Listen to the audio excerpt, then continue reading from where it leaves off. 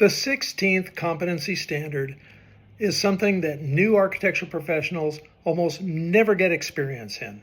And this you'll see on social media, people complaining about how architects don't get education in business, and then they go into business and they fail. And what are they missing? Well, it's just an introduction to basic business foundational concepts. And the 16th Competency Standard is understand foundational business principles to operate a practice.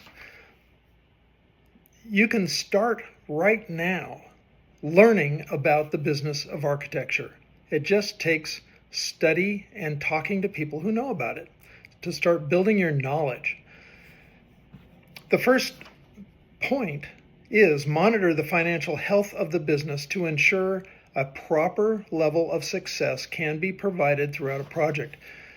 If you don't have the inflows of fees or your expenses for consultants or payroll are too high, you're going to run out of money very quickly.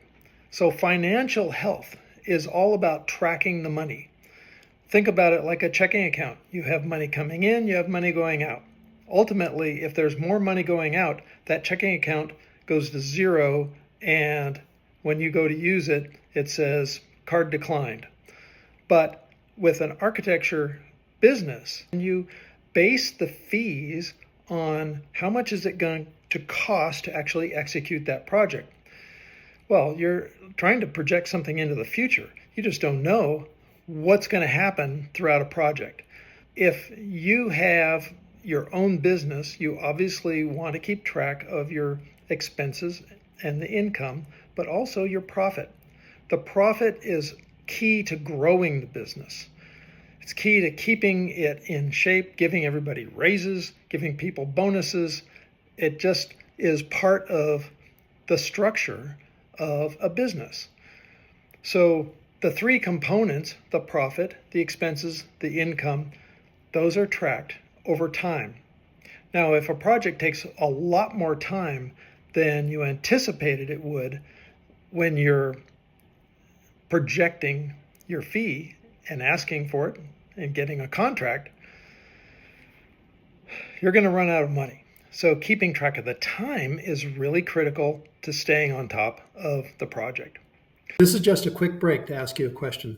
Are you getting value from this content? If you are, please click the subscribe button. All right, back to the training. The second bullet point is assess and mitigate business risks. And really, they're talking about professional liability insurance. When you're a licensed professional, you become personally responsible.